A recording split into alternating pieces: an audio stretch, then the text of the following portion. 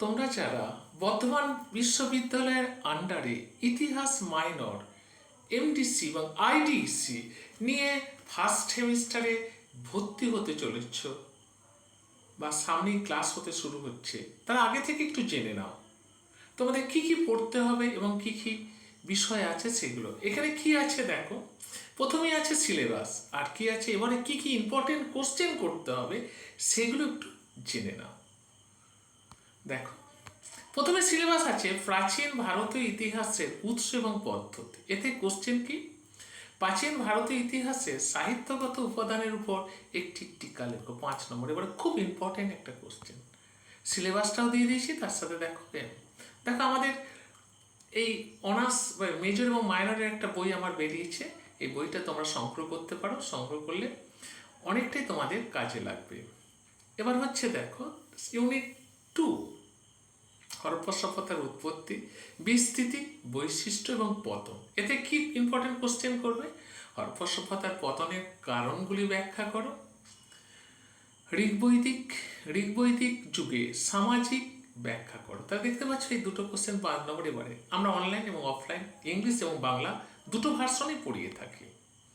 এবার আসছে দেখো বৈদিক সভ্যতা, বৈদিক অর্থনীতি, রাষ্ট্র ব্যবস্থা, সমাজ, ধর্ম এবং ধর্মীয় প্রতিবাদী আন্দোলন, বৌদ্ধ এবং জৈন ধর্ম। এখান থেকে ইম্পর্টেন্ট হচ্ছে বৌদ্ধ ধর্মের মূল বৈশিষ্ট্যগুলো আলোচনা করো। এবার হচ্ছে দেখো এবছরের যে রেজাল্ট আমার কাছ থেকে, দেখো কে কি কোন কলেজ থেকে হয়েছে এবছরের হিস্ট্রি থেকে, সেটা আমার পুরো দেখছে। এইখানে কি কি বিষয় পড়ানো হয় দেখো, আমাদের অনার্স মেজর মাইনর ছাড়াও অল সাবজেক্টে অল বিষয় আমাদের পড়ানো হয় এখানে, এবং সেরকম টিচারও আছে আমাদের বিভিন্ন কলেজের। এবং এখানে ইংলিশ এবং বাংলা দুটো ভার্সনে পড়ায়। এখানে একটা ছেলে মেজর বা মাইনর নিয়ে সে যদি ভর্তি হয়, তাকে বাইরে কোনো বিষয়ের জন্য পড়তে যেতে হবে না, সবটাই এখানে কভারেজ, কম খরচায়, উচ্চমানের পরিষেবা। তাই তো আজকে সর্বোচ্চ রেজাল্ট এখানে। দেখো এবার আসছি ইউনিট 4-এ। ইউনিট 4-এ হচ্ছে মগধকে কেন্দ্র করে একটি সাম্রাজ্যের উত্থান, 16টির মহাজনপদ, মৌর্য সাম্রাজ্যের উত্থান, চন্দ্রগুপ্ত, অশোক এবং মৌর্যদের প্রশাসন এবং পতন। এখান থেকে কি ইম্পর্টেন্ট কোশ্চেন দেখো, মৌর্য সাম্রাজ্যের পতনের কারণগুলি আলোচনা। এবারে খুব ইম্পর্টেন্ট কোশ্চেন, কেন এখানে পড়বে, আমরা কেন শ্রেষ্ঠ, এটা একটু আমাদের জানার প্রয়োজন। অধ্যায়ভিত্তিক বোঝানো, মাইন্ড ম্যাপ করে বোঝানো, অধ্যায়ভিত্তিক পরীক্ষা। এমনভাবে বোঝানো হয় বাড়িতে না পড়লেও চলে, সপ্তাহে পরীক্ষা, কুইজ নেওয়া হয়, প্রতিদিন পড়া ধরা ব্যবস্থা আছে, ডিটিপি নোট, পরীক্ষার অনেক আগেই নোট শেষ। তাই তো আজকে রেজাল্ট এরকম সর্বোচ্চ অন্যের তুলনা। ইউনিট 5 দেখো মৌর্য পরবর্তী যুগ, সাতবাহন, কুষাণ, ইন্দো রোমান বাণিজ্যের গুপ্ত যুগ এবং গুপ্ত সাম্রাজ্যের বিকাশ, শিল্প, সাহিত্য এবং প্রশাসন। এখান থেকে কী কী ইম্পর্টেন্ট কোশ্চেন, রোম ভারত বাণিজ্যের উপর একটি টিকা লেখো, খুব ইম্পর্টেন্ট, 5 নম্বর বা 10 নম্বর আসতে পারে। গুপ্তকে কেন প্রাচীন ভারতের সুবর্ণ যুগ, এটা 100% এসে গেছে এবারে। এরপর আসছে প্রথম কনিষ্কের কৃতিত্ব, গৌতমীপুত্র সাতকর্ণীর কৃতিত্ব, এটাও 100% বলে দিলাম, দুটো 10 নম্বর বলে দিলাম। আর একটা হচ্ছে সাম্রাজ্য বিজেতা হিসাবে সমুদ্রগুপ্তের কৃতিত্ব, এটাও 100% দেখে না।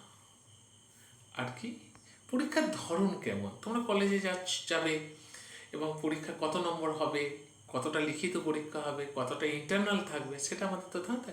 প্রতিটা বিষয়ে 75 নম্বর করে পরীক্ষা বর্ধমান ইউনিভার্সিটির আন্ডারে, মেজর বা মাইনর যে কোনো তো বিষয়। আর লিখিত পরীক্ষা হবে 60 নম্বর, ইন্টারনাল হবে 15 নম্বর। 5 নম্বর হচ্ছে তুমি অ্যাটেন্ডেন্স, আর 10 নম্বর হলো ইন্টারনাল। এবার হচ্ছে কোশ্চেন প্যাটার্ন, কীরকম কোশ্চেন প্যাটার্ন, 2 নম্বরের 5টা, 5 নম্বরের 4টি, 10 নম্বরের 2টি। যারা অনলাইন বা অফলাইনে ইংলিশ এবং বাংলা ভার্সনে পড়তে চাও, তাদের আমি ফোন নাম্বার দিয়ে দিলাম, 8617491526, এই নাম্বারে ফোন করতে পারো। আর হোয়াটসঅ্যাপ নাম্বার দিয়ে দিলাম 8145 আবার বলছি 8145262221 এই নাম্বারে ফোন করতে পারো, হোয়াটসঅ্যাপ করতে পারো।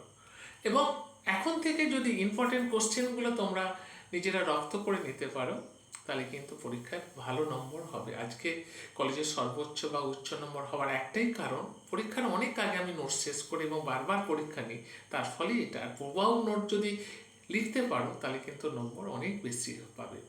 আর একটা কথা বলি, আমি শুধু যে মেজর মাইনর সাবজেক্ট হিস্ট্রি পড়াই তা নয়, এর অল ইউনিভার্সিটি এমএ পড়াই এবং কলেজে যারা চাকরি করেছে তাদের পরীক্ষা নেট স্লেট সেটা পড়ায়। এছাড়া UPSC, WBC, WBP all competitive পরীক্ষার আমরা এখানে অল সাবজেক্টের আমরা কোর্স দিয়ে থাকি। এবং এখানে যারা পাস কোর্স বা অনার্স যাই পড়ুক না কেন, প্রতিটা সাবজেক্ট ছাড়াও আদার্স সাবজেক্টের জন্য বাইরে যেতে হয় না, কম খরচে একটা সুষ্ঠু পরিষেবা আমরা দিই, যেখানে সর্বোচ্চ রেজাল্ট এখানে দেখা যাচ্ছে।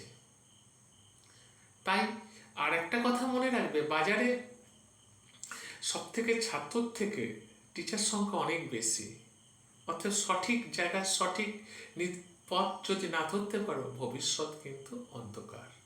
এখানেই শেষ করলাম। ভালো থেকো, সুস্থ থেকো, নতুন কলেজে ভালোভাবে এনজয় করো, এখানেই শেষ করলাম।